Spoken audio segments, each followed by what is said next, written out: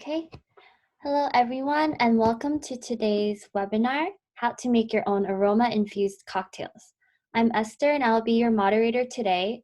For those of you who do not know me, I am part of the perfumery team, and I'm really excited to be here today and hope to learn a lot with all of you and to just have fun. A recorded version of this webinar will be available on our YouTube channel, Perfumery Soho Beacon, as well. And we would also love to hear from you. So if you have any questions during the presentation, feel free to type them into the chat box. And we'll also have a final Q&A session at the end for any unanswered questions.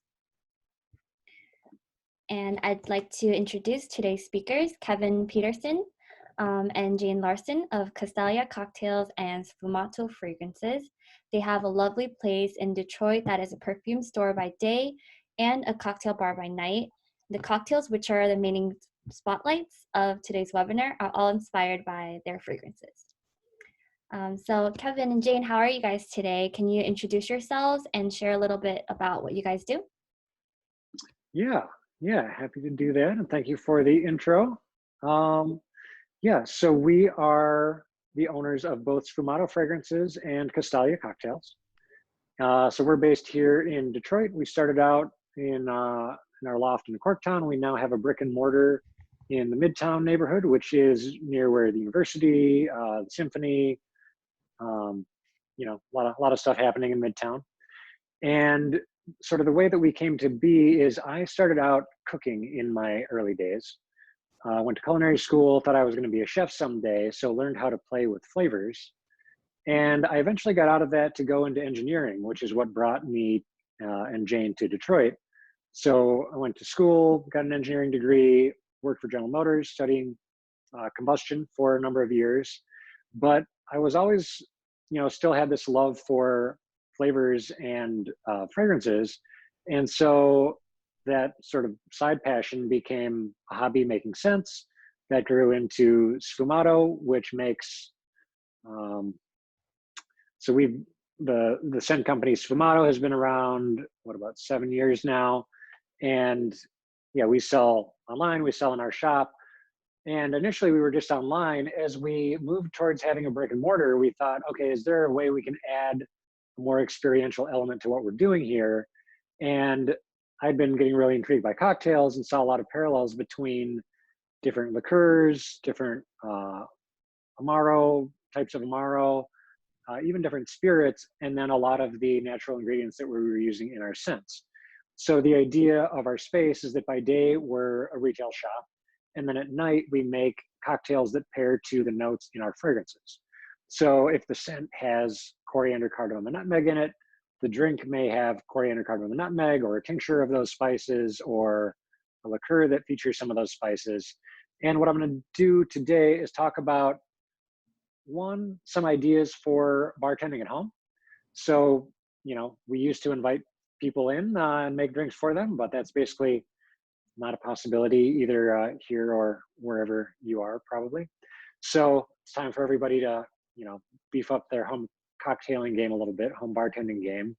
And then I'm going to talk about some of the ideas behind pairing fragrances and flavors and some of the different ways that we do that.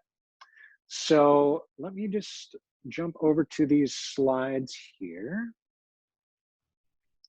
And I'm gonna bounce back and forth between some slides and some in-person demo.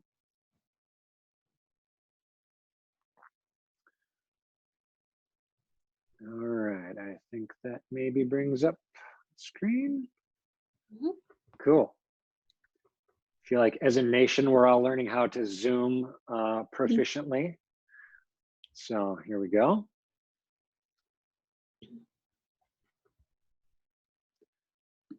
All right, so I'm your host, Tom Cruise. I'm just kidding. I don't know if anyone has actually watched that movie Cocktail recently. Oh man, it's almost unbearable. But if you want to laugh about what life was like a few decades ago, give it a shot. So what I'm going to cover is the difference between scent, taste, and flavor. So a lot of times we use those terms interchangeably, but I'm going to talk about some of the nuances that actually separate them. I'm going to show you how to shake a cocktail. I'm going to show you how to stir a cocktail, and then talk through some of those principles of scent pairing. So I already covered some of this, but my background is a little bit all over the place. Everything from culinary, I actually have degrees in physics and engineering. And I'm trying to take a lot of those ideas from previous pursuits of mine and bring them into both the fragrance world and the cocktail world. So we take a little bit of different approach to what we're doing here than a lot of other scent companies and a lot of other cocktail bars. But yeah, want to take you through that. So the first thing that I wanted to mention is the difference between taste, scent, and flavor. So taste is primarily on your tongue. You do have taste buds other places in your mouth, down your throat, but those are the things like bitterness, sourness, saltiness, sweetness. If you were to plug your nose, those are the sensations that would still make it through. Now, your olfactory receptors actually give a lot of the nuance and a lot of the depth to the flavor of whatever you're eating. So anything that you can inhale through your nose and smell, even if you hold a glass to your nose and breathe in, those are the aroma components. Those aren't the taste components.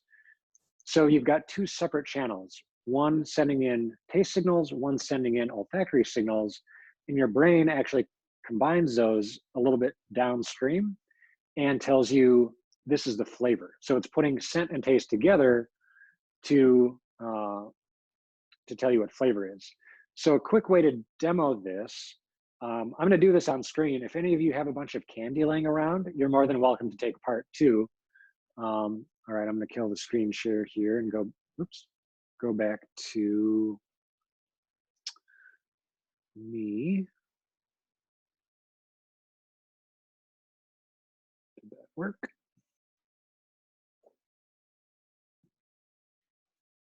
Screen share. Okay. So now going back to me, I've got these little candied anise seeds. So like what you would get at like an Indian restaurant when you're checking out, they always kind of like soften the blow of the bill with a little bit of candied anise seeds. So the key to doing this candy test is you really have to plug your nose. You have to plug your nose to the point that no air is flowing, and that cuts off any airflow to your olfactory receptors, which are in your nose. That airflow can come either through front of your nose or up the back of your throat. If you plug your nose, that air has no chance to flow, and you're really just isolating whatever is on your tongue or in your mouth.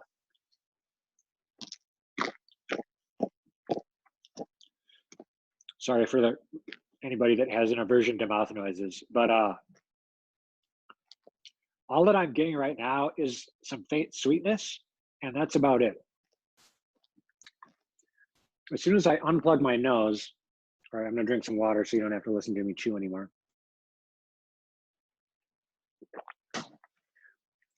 The instant you unplug your nose, all of those aromatic components that were evaporating from whatever you're eating or whatever you're drinking are now able to travel through your nasal passages, hit your olfactory receptors, and add in that that aroma component of flavor.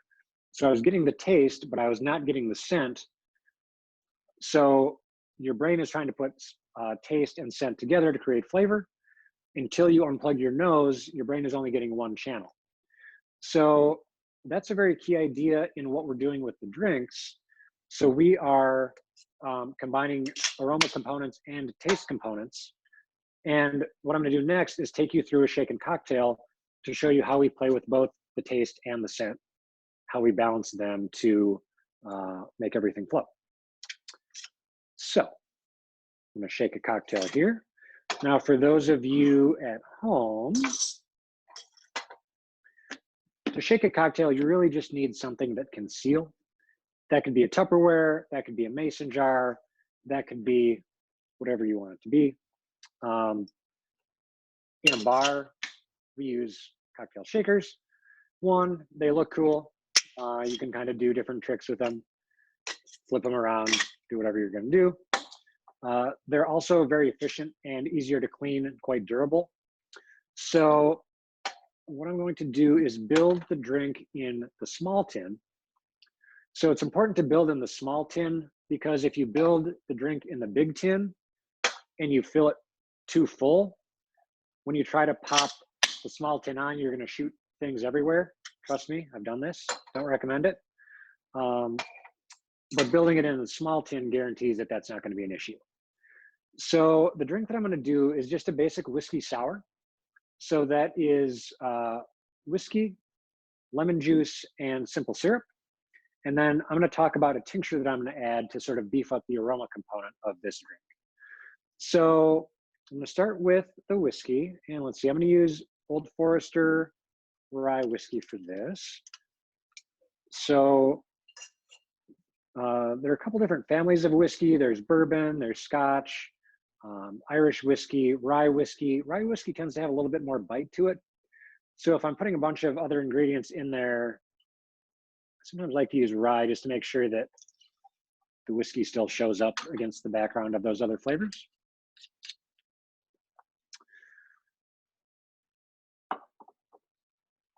Now the lemon juice, when I'm making a cocktail, a drink usually needs either some bitterness or some sourness to be interesting. So for this drink, I'm going to highlight the sourness. So I'm going to squeeze half an ounce of lemon into my little jigger and do this over the sink so I have less of a mess to clean up later. And that in. And then if this was in normal bar mode, I would add sugar in the form of simple syrup. So simple syrup is an interesting ingredient because almost every bar has simple syrup behind the bar. Almost no one at home has simple syrup in their fridge. So simple syrup, like the name is actually very appropriate. It's super simple. You just take equal parts sugar, water. You can heat the water up to make everything dissolve quicker, but mix the sugar and water together, and then you've got a sweetened syrup. So as I added that sourness, if I just drank this now, I mean, I guess I might as well try a sip. Okay, it's no good. The lemon juice is way too sour. And when you're building cocktails, one of the ideas is balancing different ingredients within a cocktail. So if I up the sourness or if I up the bitterness, typically you need to add enough sweetness to counteract those two so that the drink stays interesting. You add the sourness to make it interesting. You add the sweetness to make it balanced. So rather than making this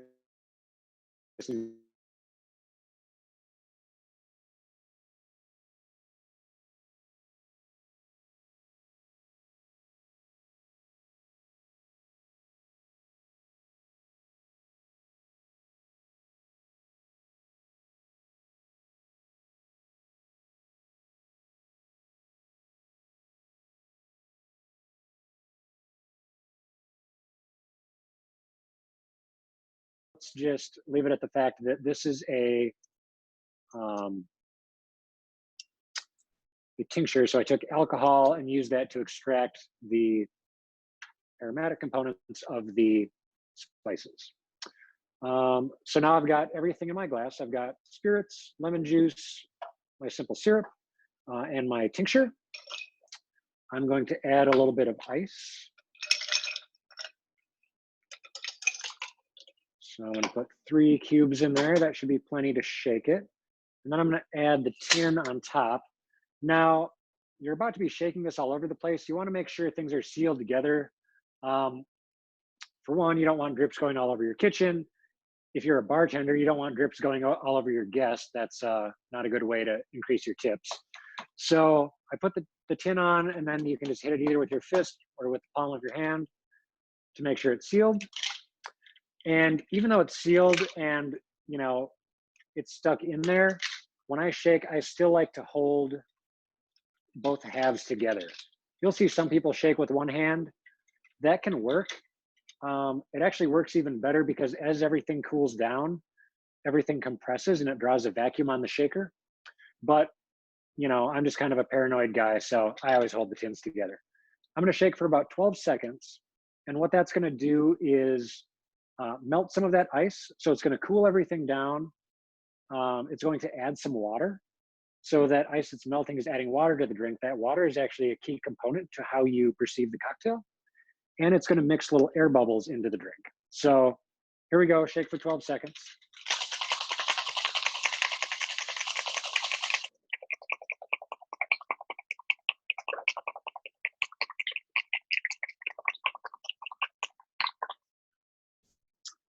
All right, so now, I don't know if you can tell, the tin has gotten kind of frosty. So that's a good sign, everything's cooling off. And it's also drawing this vacuum now, so that smaller tin isn't gonna wanna come out. You actually have to break the seal. You can do that with a solid smack. So now this guy can just go away for the moment. All my drink is living in here. I've got the cocktail, but then also all of this sort of chipped up ice and possibly some seeds or some pulp from the lemon. So I'm going to do what's called a double strain. There are various schools of thought on this. This is called a Hawthorne strainer. So it's got this spring, and depending on how hard I push, or the exact position that I hold the strainer at, I can make that spring have a little bit wider or narrower gap to let in more ice chunks or less ice chunks. I actually try to minimize the ice chunks when I serve a cocktail because I don't like the way that they melt and sort of water down the initial sips. So in addition to the Hawthorne strainer, I use a tea strainer. So this is called the double strain.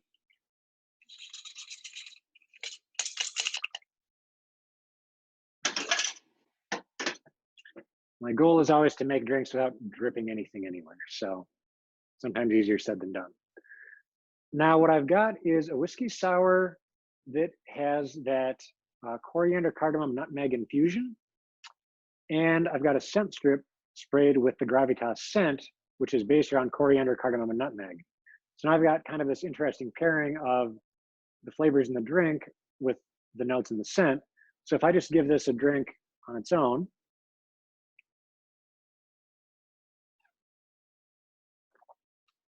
okay, it's delicious. I can sort of play with the way that I perceive these flavors by adding another scent component. So as I mentioned earlier, your brain is trying to combine things on your tongue with olfactory perceptions from your nose.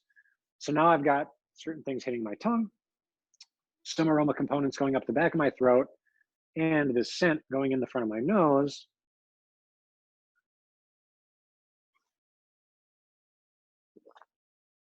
Yeah, so now my brain is trying to take all these signals from all these different directions and creating this very complex um, perception and flavor that I'm building. So that is a scented whiskey sour. Maybe I'll pause and take another sip. If there are any questions, I'd be happy to answer them. If anyone has any questions, you can drop them down in the chat function. If you look below, it says chat, and you can type in our questions there. If not, we also have a Q&A session at the end as well. I'll get back to that later. Don't worry. It's not going away.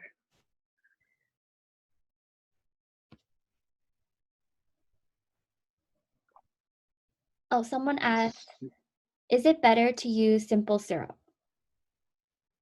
It is. The danger of not using simple syrup is that all of that sugar may not dissolve because you're cooling. I mean, actually, I could check the bottom of this tin and just see. It looks like most of the sugar dissolved, but I do still see a little bit at the bottom there. So especially in a bar setting, what I don't want to do is serve someone a drink that's either been under sweetened or that has gritty sugar floating around in it. If you're making it at home and you're making it for yourself, anything goes. But yeah, in a bar setting, I would always lean towards simple syrup.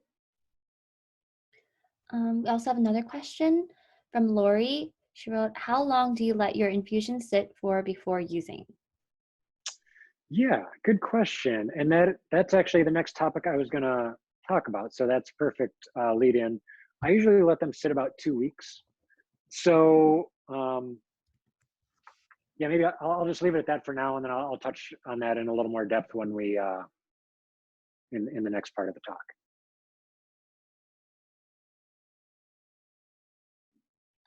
We have another question from Nina. Are there other ways to add scent to a cocktail besides tincture in the glass or a fragrance strip near your nose?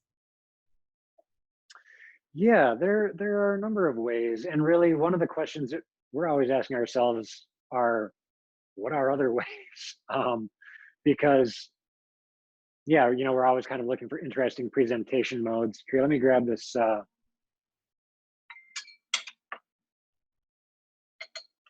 On our most recent menu, we had this piece of glassware for one of our drinks. So it's basically a two-part martini glass. So the idea was we put the martini in here, we fill the lower half with ice, and then we spray the scent into the bottom half. So then as you drink the drink, that scent comes wafting out and basically sort of fills the space around where you're drinking. Um, even some fairly traditional tricks, like you've probably seen somebody peel an orange and maybe like squeeze the orange peel on top of a drink.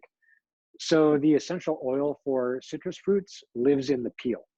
So what you're actually doing is taking that peel, squeezing a little bit of orange or lemon or grapefruit essential oil onto the drink, and then you're getting a lot of that aroma when you sip. Sometimes you can even take that orange peel, say with a coupe glass, and use that orange peel to rub some of the essential oil on the stem. So now as people are drinking, they're actually getting the oil on their hands and sort of just getting more scent in the general vicinity of their I also missed a question in the beginning. Um, Gloria asked, does the order of the ingredients change the taste or the scent of the cocktail? the order in which you add them to the tin. Um, it doesn't change the scent of the cocktail. I mean, in any appreciable way. Um, I actually built it backwards compared to sort of the way most bartenders would recommend. Um, and I did that just to sort of make it more for demo purposes. The general rule in the bar world is you should add the cheapest ingredient first and the most expensive one last. So the idea is if you add the wrong thing, you wasted the least amount of money. If you're halfway into a drink and the customer says, "Oh, I want this," and you're like, "Okay, done with that." Crap, what was in here again? I don't remember. I got to throw this away and start over. You don't want to waste several ounces of expensive booze. You'd rather waste a little bit of sugar and a little bit of lemon juice. Um, so yeah, and you'll see some people be very like, I'm sure that they like, learn to bartend in very strict bars or something. But yeah, so there is an order, but it's less related to scent and taste and more related to cost. Okay. Should we continue to answer the questions or do you want to continue with the presentation and then go back? Yeah, maybe let's take one more question and then I'll go back to the slides. Okay. So Rachel Ann asked, do you let the fragrance inspire the cocktail or vice versa? Yeah, good question. So the scent company was around for several years before the cocktail bar was. And so what we've done is we have eight scents that are our normal lineup. And for each menu, the scents stay the same, but we develop new drinks to pair with those scents. So it actually creates an interesting challenge that say, and actually I'm going to do this today. The first drink that I made was a sour style cocktail paired with the gravitas scent. For the next drink that I'm going to make a stirred old fashioned style drink that pairs with the same scent. So it's actually kind of an interesting challenge to say, how do you make something bubbly pair with these notes? How do you make something with cream in it pair with these notes? Something sour, something sweet, something bitter. So yeah, so the scents stay the same and the scents are the inspiration and sort of the template for the cocktails. Okay, thank you. All right, so let me go back to my slides for a minute here. I should mention, I worked as an engineer for a bit, so I just love PowerPoint. I say that with no sarcasm. I actually love putting ideas together in PowerPoint form. And I'm not afraid to admit it. Okay, So we did the candy test. We shook our drink. So yeah, I feel like the key point a lot of people overlook when shaking drinks is how long you need to shake it for. So when I started out bartending or making drinks for myself when I turned 21, um, I thought the whole point of shaking was just to mix everything. But there's this subtlety that you're actually chilling and diluting the drink at the same time, as well as mixing in air bubbles. So, um, if you were just mixing all the liquids together, yeah, 2 seconds, 3 seconds would be plenty. But in order for the ice to do its work and to get that aeration, you really do need to go about 12 seconds. So I forget whose question that was, Lori, maybe. How do we add scent to drinks? Now, that's actually the second half of a question. The first question is, how do you get scent out of whatever it's in? So I'm gonna kill the screen share again.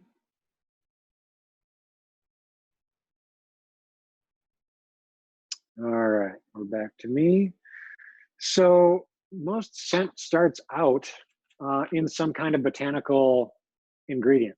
That could be a root, that could be a bark, that could be a seed, it could be these weird, crazy looking pods. These are nutmeg. So, I never actually saw nutmeg in its raw form until I was like well into my 20s. I'd seen it as a powder, which is often how it's purchased and sold. But yeah, all of the scent components that we use start out as a plant.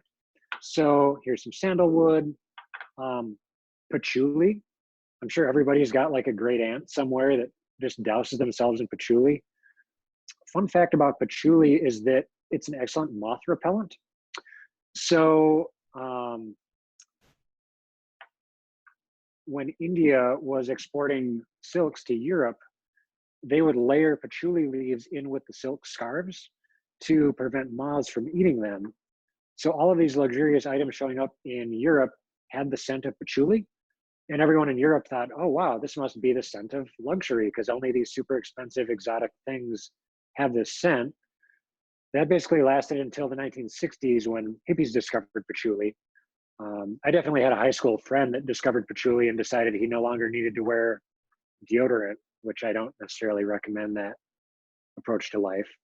But yeah, so the big idea is somehow scent is trapped in a botanical material, a wood, a bark, an herb, a spice, and you have to get that scent out. You can do it sort of physically, like I could chew on this sandalwood and I would be able to sense some of those aroma ingredients, or you could like mash it up in your drink and maybe some of them would come out. But a lot of times it's more efficient to extract them with either water or with alcohol. So when you're making a tea, really what you're doing is you're using that hot water to pull those scent components out of the tea leaves or the coffee beans. A lot of the aroma components that we use are actually more soluble in alcohol than they are in water. So we make tinctures using high proof alcohol. I should mention, this never makes it to the front of the bar. No customer has ever seen this bottle. I probably drank some of this when I was in college and regretted it immediately. But for making extractions, what you really want to do is have the highest proof alcohol that you can have. In Michigan, that's right around 75% alcohol or 150 proof. I'm not sure what the New York laws are. In some states, you can buy up to 190 proof. And if you're making tinctures, that's what you would want to use.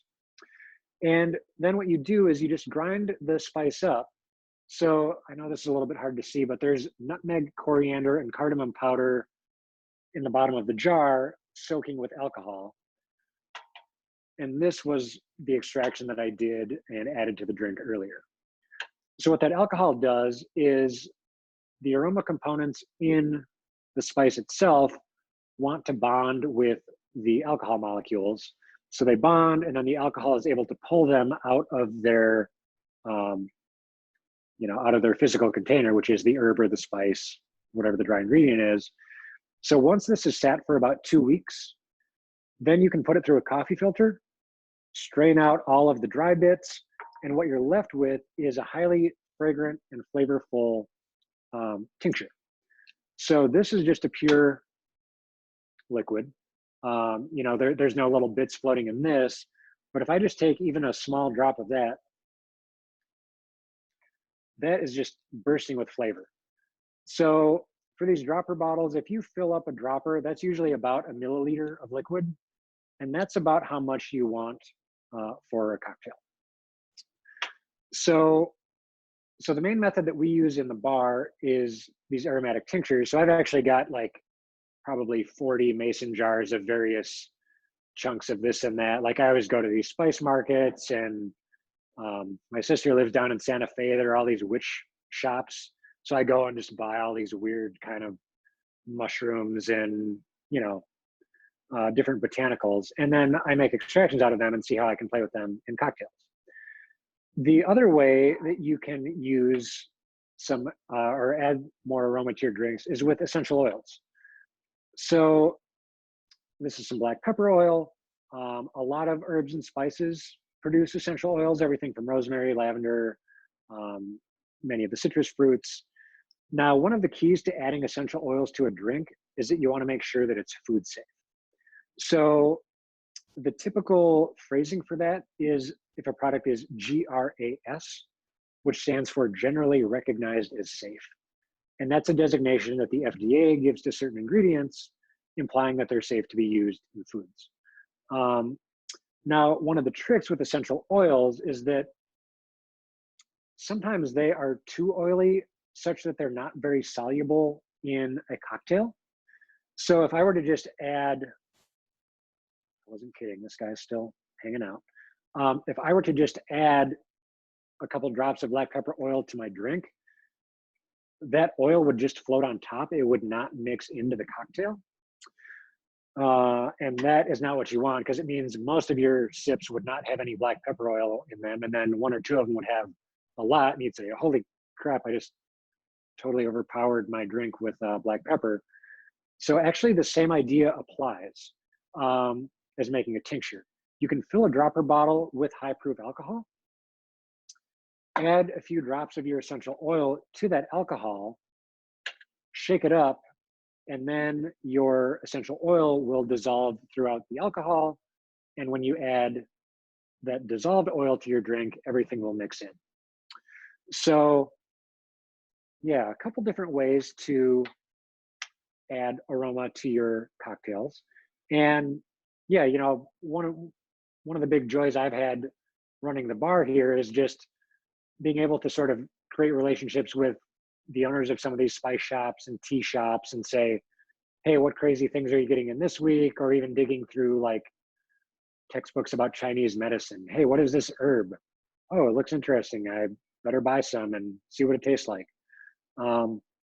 So yeah, there's a ton of fertile ground. And with us being both a perfumery and a cocktail bar, we're able to kind of dip a toe in both worlds and say, okay, well, there's not that many scents that maybe feature cardamom, even though it's a totally interesting aromatic ingredient. Similarly, there's a lot of sandalwood fragrances, but there's not that many cocktails that have sandalwood in them. Sandalwood is food safe. Can we make a sandalwood Negroni or a sandalwood old fashioned or something like that? So that's been one of the big joys, is sort of having both worlds inform each other. So what I'm going to do next is make an old fashioned, again, pairing with our gravitas scent, which is the coriander, cardamom, nutmeg based scent. And I'm going to give you a demo on how to stir a cocktail. So for this one, I'm going to use a big ice cube. For one, customers love big ice cubes. I guess I've seen them enough and dealt with them enough that I'm like, okay, it's ice. But seriously, you'd be amazed at how many people are like, look at the size of that ice cube. It's like they've never seen ice before. So yeah, if you ever open a cocktail bar, use big ice cubes. People love them, and they're cheap. Like, if you ever want to impress somebody for the cost of, like, I don't know, like less than 50 cents, probably way less than 50 cents, especially if you're freezing it yourself, use big ice. Um, Now, since the taste of the alcohol is going to be a little more front and center in an old fashioned, I'm going to use this local bourbon, which is from Detroit City Distillery. And this is their Butcher's Cut bourbon. So, forgot whose question it was on the order of addition. I think that was maybe Lori. Again, typically you would go in the other direction, but for the sake of the demo here, taking some liberties. So I'm adding 2 ounces of my spirit.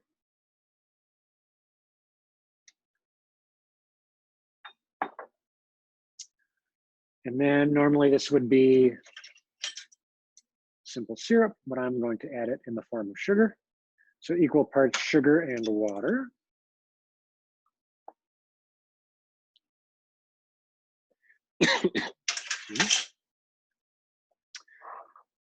And then most old fashions are made using Angostura bitters. This is one of the totally classic, iconic brands. You know, for many, many years, this was one of the few brands available on the market. In recent years, the bitters world has just exploded. You know, a similar, like, you know, say take the beer world. So a couple decades ago, there were only a handful of large breweries. They all made pretty uninteresting beers, and they all kind of tasted the same.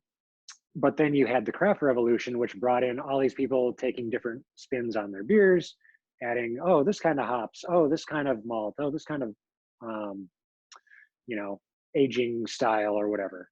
And the beer world has just exploded, and I think to the great benefit of the customer.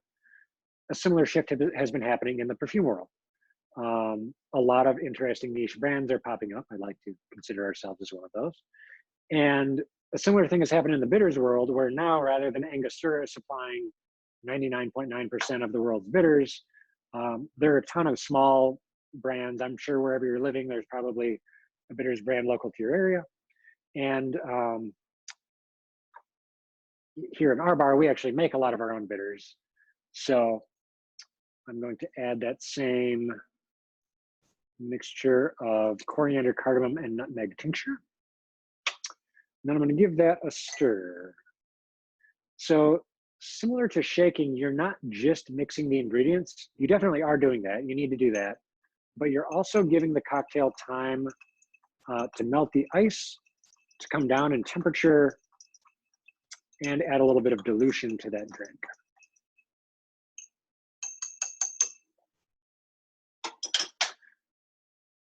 Now, traditional old fashioned, you would take an orange peel. We mentioned this earlier, express the orange oil over the drink. Since I'm doing this as sort of our household fashion, I'm going to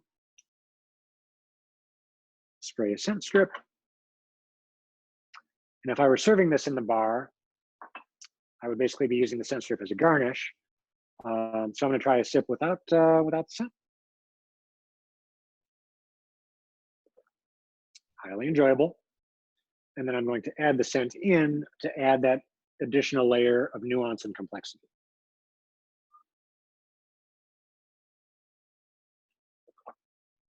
Depending on how many drinks people have had already, sometimes the idea of drinking, smelling, not spilling anything on yourself is a little bit too much to handle. But you all look like responsible people, so I trust you to do about 3 things at once. So here we've got our scented cocktail. So we've got the bourbon, the simple syrup, and the bitters, stirred for about 12 seconds, and then presented with the scent strip. So I think that was all I had in terms of slides. Let me just make sure. Yeah, so let's pause for questions now, and then I'll do a little bit more discussion of some scent pairing ideas for building your own cocktails. Okay, we have a question from Alex. He asked, how can you add smoke to a cocktail scent? Yeah, good question. Smoke is a very interesting ingredient. The word perfume actually means through smoke, which is sort of an homage to the fact that before distillation and extraction and tinctures were invented, how did you get the scent out of sandalwood? How did you get the scent out of patchouli leaves? A lot of times that was done through burning. So if you light this on fire, that heat is going to evaporate a lot of those aroma components. Um, in the context of a cocktail bar,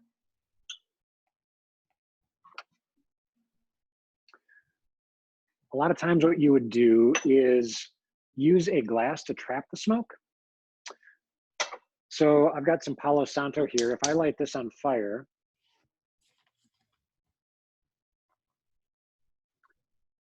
I can actually smell it almost immediately when the flame hits that wood. I'm gonna get it going a little bit more. So you wanna extinguish the flame and have that ember. I don't know if that's picking up in the camera very well, but it's smoking pretty good, and I'm gonna trap that smoke in the glass. So really what you're trying to do is get the smoke particles to stick to the edges of the glass.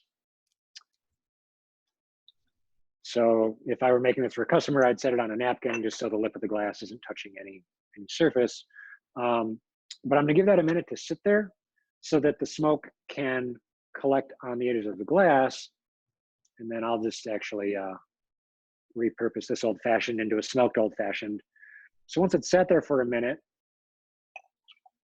then I would use that smoked glass to build the drink.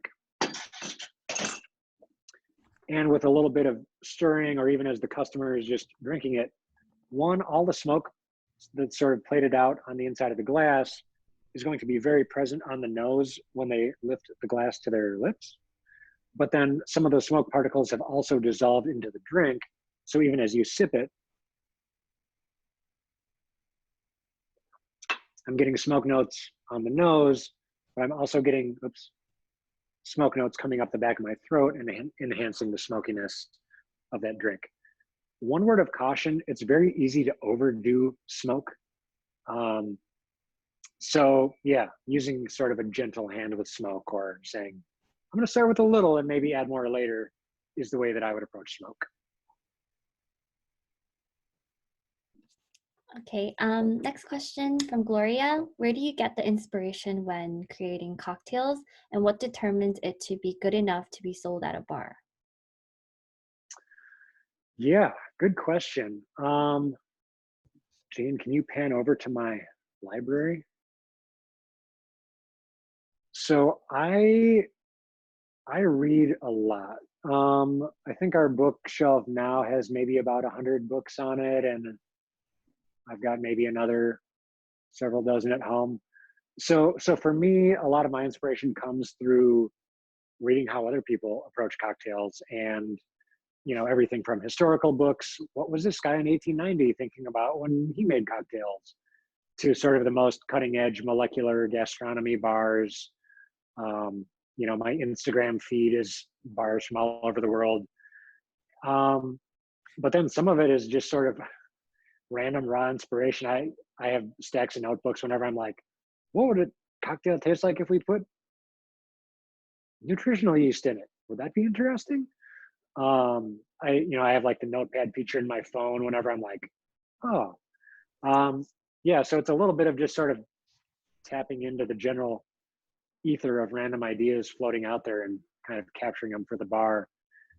And then we do a new menu here at Castalia 3 times a year. So what that means is that we're basically always developing new drinks.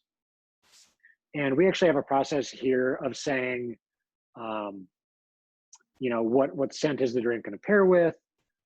What style of drink is it going to be? Is it going to be more spirit forward? Is it going to be more citrus forward? But then ultimately, how well does it pair with the scent? And is it amazing? So, there's not an exact definition of what amazingness is. Sometimes the phrase I use in my own head is, does it leap off the page? So, you can drink a drink, and like I've drank many things that are palatable. They're fine. I finished them, but like they didn't necessarily leap off the page. So that's sort of my criteria for our program, is that we have a small enough program. We have 8 cents and then 8 drinks. We have 200 bottles of spirit, so we can always make you something else if you're like, none of these look good. I want a Negroni. Okay, you can have a Negroni. But as far as the menu and sort of what we're presenting as, here's our current sort of artistic take on what we think is cool in the cocktail world, yeah, those have to leap off the page. Thank you. And another question from Ashley. Are there any drinks you have seen to change the scent of the ingredient used?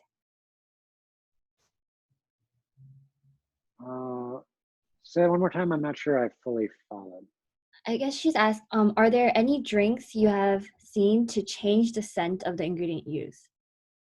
So I guess if the scent changes after mixing.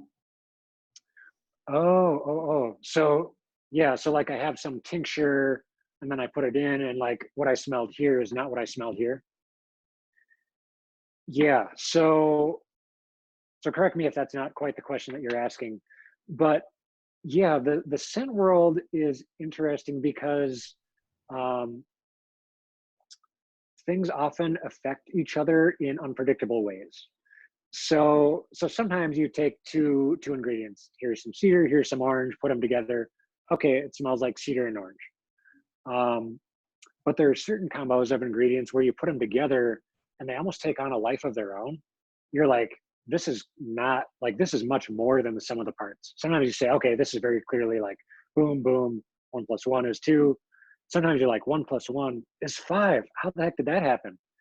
Um, so yeah, certain spirits, especially I find like really aged spirits can have that effect. Certain rums can really amplify other aromatic components.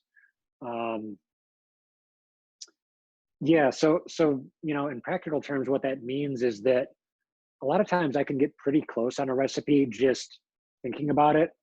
Okay, I put a half ounce of lemon juice in there. I know I'm going to need a half ounce of simple syrup. I know I'm going to need an ounce and a half of spirits or thereabouts. But then I make the drink and I'm like, there's almost always a little bit more tweaking that needs to happen for me to say, okay, I had it pretty close in my head, but until I actually taste the thing, that's the final check. It's not, oh, all the numbers add up on paper. It has to be, yes, my tongue, my mouth, my nose, are interpreting this the way I want it to be interpreted. I think that's because scent is really like a form of art, so it's really interesting and really complicated. Yeah. Like the engineering term I would apply to that is nonlinear. Mm, So, what's a good example of nonlinear? Well, like say ice. So if your ice is at 0 degrees, or no, let's say it's at 10 degrees Fahrenheit, and you warm it up to 11 degrees, not much changes. Warm it up to 12, not much changes. Warm it up to 13, not much changes. But when you go from 32 to 33, all of a sudden it changes from solid into liquid. mhm. So, it was doing this, and then it was like drastic change with a very, very small input. Sometimes a small addition of a scent or a small addition of an ingredient, it's like, okay, I was adding one drop, and it was doing this. And then I added one drop of this and it, just shot off the page. So yeah, I mean, Yeah, that's part of what makes it fun too. I've experienced that when I was doing blending sessions at perfumery too. Like it depending on how much of it you put in, and also depending on like how it reacts with the different accords, it's completely different. And then also when you put it on your skin, it can be completely different as well. I find a lot of sense to evolve. Yeah, I thought that was total marketing BS when I first read about it. But then I've, experienced it enough times. I'm like, oh, wow, it's a real thing. Who knew? Same. I was like, just to get people to try it on, right? But no, it's actually true. Okay, another question. Any favorite pairings that you don't think we would have heard of? Yeah. So there's an interesting book I've been referencing a lot lately. Do we have a copy of the Flavor Matrix on the shelf? There's an idea in the flavor pairing world or the flavor building world that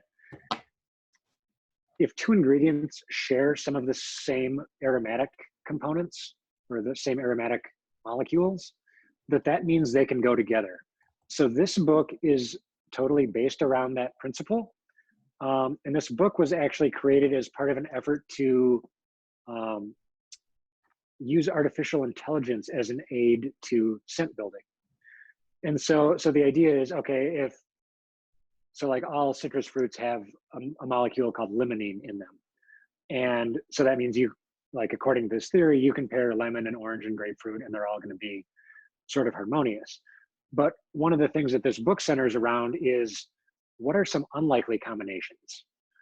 So for instance, one drink that we've made here at the bar was based around the pairing of horseradish and a blueberry, which share a lot of molecular overlap. I would have never guessed that. I had never really even seen those two in the same like part of the grocery store. But I was like, well, I was reading this book and I was like, that's just dumb enough that I actually need to try that. And I tried it and it was delicious. And yeah, they paired brilliantly. Trying to think of what another one is. Yeah, I guess I'm drawing a blank off the top of my head, but dried fruit. Oh yeah. Cherry and olives share a lot of overlap. So we did like a dirty martini riff that had a cherry liqueur in it. And, it had this effect where you taste the cherry on its own. Okay, it's very cherry. The olive is very olive. You put them together and it took on this new life where you're like, okay, I can kind of perceive that both of these are in here, but wow, this is something totally new and elevated compared to either one individually. Okay, next question from Rachel Ann. Thank you for bringing up patchouli, the most maligned fragrance material. How do you tincture it and what flavor profiles does it work well with? The only time I've gotten to enjoy it as a flavorant was in one of Tessa L's creations. Yeah, Tessa nice. Like Tessa. Yeah, so a good ratio for tinctures, if I'm just starting out, usually I'll do 5% by mass. So I'll add 5 grams of whatever the herb is and 100 grams, or 95 grams of alcohol. And then I'll let that sit for 2 weeks. If it's something that we're going to be using a lot, sometimes I'll adjust the ratios and really try to dial it in and see where I can get the best flavor. But just for a first cut, 5% is a good way to start. And yeah, the patchouli I found to be interesting with a lot of barrel-aged spirits. It's got kind of a woodsiness to it. And then anything that's been aged in a barrel has some of those wood components as part of the spirit. So it's been an interesting complement to that. It's one of those ingredients, you really want it to be at the edge of your perception. Think of how much you think you should add and then add like half of that. And if you need to add a little bit more drop by drop, step up from there. So, similar caution to smoke. It's easy to overdo it. And all of a sudden you're like, all right, I'm licking a hippie right now. That was not at all what I intended my evening to look like. But yeah, so just to your point about the most maligned fragrance, the two most common questions we get, say if we're doing like a pop-up retail show, 1, do you have anything with patchouli in it? 2, do you have anything without patchouli in it?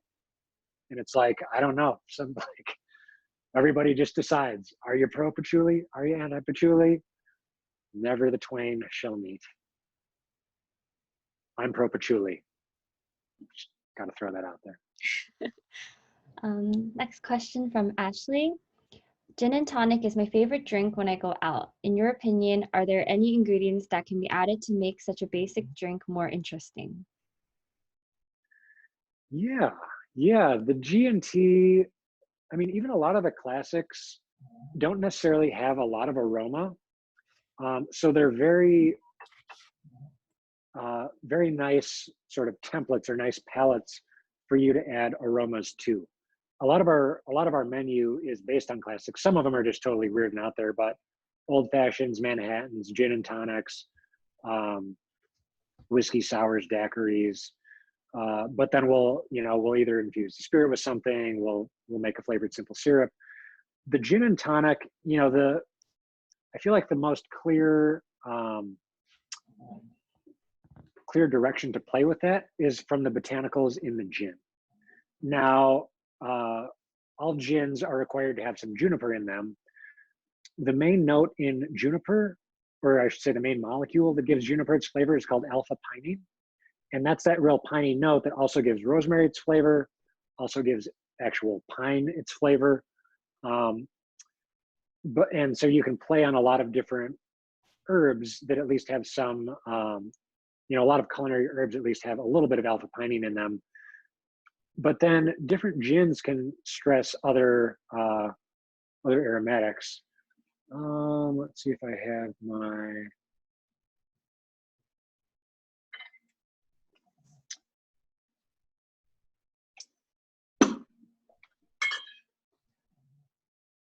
So this is a local Detroit area gin called Liberator. It features a cinnamon note. So it'd be interesting to do like a quarter ounce of cinnamon simple syrup or cinnamon tincture in your G&T. This is a gin out of Texas that's based around Macroot lime. It smells so fruity and like light and delicious. So, adding a citrus component. So yeah, I think, the most obvious direction for me would be to play with the gin selection, and then whatever botanicals are in the gin, to use that as a jumping off point to add some more flavor, either through an essential oil or through a tincture. She also asked, what about cranberry vodka? Cranberry vodka. Yeah, I haven't played too much with flavored vodkas, in part just because even if we make a drink with vodka, we often just make the flavor ourselves. So on the one hand, there's like the literal pairings. Okay, this gin has this molecule in it. Let's find a botanical that also has that same molecule and put it together. A lot of times it's interesting to say, like, what is the idea, or sort of in a metaphorical way, what am I trying to achieve with this drink? Like, what is a gin and tonic? It's kind of like a bitter bracing. It's got a lot of like zinginess from the carbonation. So sometimes I'll say, okay, let's skip over the literal molecule matching and sort of think about the words that the drink inspires. So, a gin and tonic might inspire words like bitter, bracing, bubbly, sharp. So what are some scent components that have some of those same ingredients? Maybe thyme has a certain sharpness to it, or cardamom has a certain like sharpness and bite to it. With the cranberry, yeah, so what are the words that come to me when I think of cranberry? It's got like that tannin, kind of puckering nature to it. So are there any scents that could inspire that? Maybe like some other berries, acai berry or goji berry, or maybe you even want to add some sweetness to offset some of that tannic kind of puckering quality. So yeah, I mean, I could talk for hours about different directions to go to with cocktails. I won't, just to spare everyone, but that's basically what I think about all the time. What if we did this? What if we did that? Okay, another question from Rachel Ann. Another interesting read on that topic is The Art of Flavor, Practices and Principles for Creating Delicious Food, which also talks about using commonalities between disparate foods to create bridges between flavors. Okay, not a question. I'm not trying to, yeah. Mandy Aftel is one of my favorite authors. And yeah, so she's also a perfumer who dabbles in the food world. And so yeah, I've gained a ton of insights from that. And yeah, anything that she's written is fantastic. So yeah, thank you for mentioning that. Are there any other questions for Kevin? Just to let you know, if you guys, for those of you who missed what we talked about in the beginning, we are recording this, so it will be up on our YouTube channel, Perfumery Soul Beacon. So you can always go back if you missed anything. Tessa says, it was great to hear about your biggest surprise. What has been your typing? Oh, typing. Sorry. Good to hear from you, Tessa. Hope to see you in person one of these days.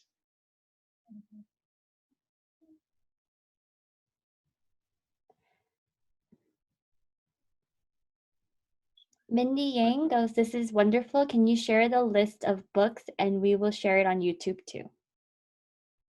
Yeah, yeah, absolutely.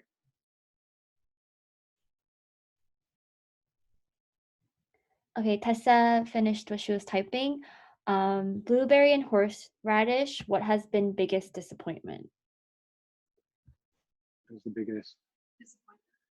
Oh, What has been your biggest? yeah. Oh man. I try to like block them out of my memory as soon as they're disappointing. Yeah, it's interesting because a lot of times, how many iterations does it take to come to a finished cocktail? A lot of times it takes a few dozen.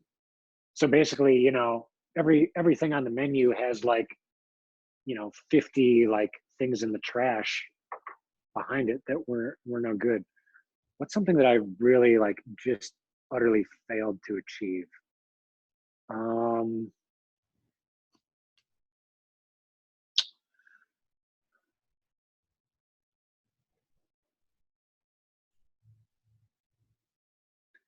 I feel like violet has always sort of eluded me. Um, Violet liqueur is an ingredient that shows up in a number of classic cocktails like the Aviation. And I just struggle to make a drink with it that doesn't taste like I'm drinking perfume. Um, and maybe I should just learn to like the taste of perfume more. But yeah, that's something I've really struggled with. And I've tried a couple times and said, oh, be cool to have you know, something based around this flavor profile. And it's one of those things that shows up in the perfumery world. It's in the cocktail world, but quite a bit less common. And yeah, I thought it was kind of a nice bridge. And just some of my bartenders have actually made reasonable violet drinks, but I've like just completely face planted every time I've tried to do that.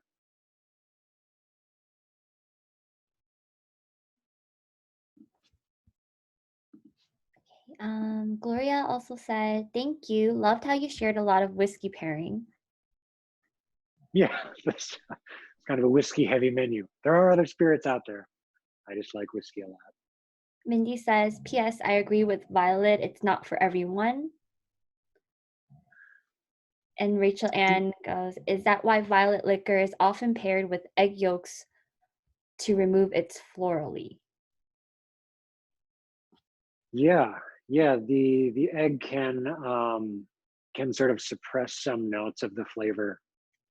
Yeah, maybe that's the mistake I've been making is not enough egg. I'm always looking for excuses to do more cocktail research. So. Okay, does anyone else have any other questions? Thank you so much, Kevin, for the amazing presentation. Everyone, if you guys can please follow Castalia Cocktails and Sfumato Fragrances on Instagram.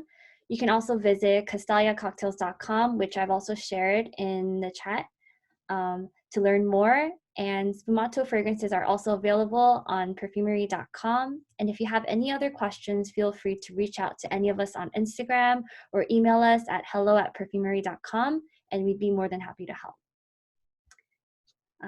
Thank you again, Kevin and Jane. Yeah, thanks for having us. Yeah, thank you Great. all for joining. Pleasure. Everyone Cheers. says thank you. Cheers. Thank you all for joining, and we hope to see you again in our future webinars. And yep, have a great night. Rachel Ann goes, I can't wait to sip and sniff with you all one day. Same here. Okay.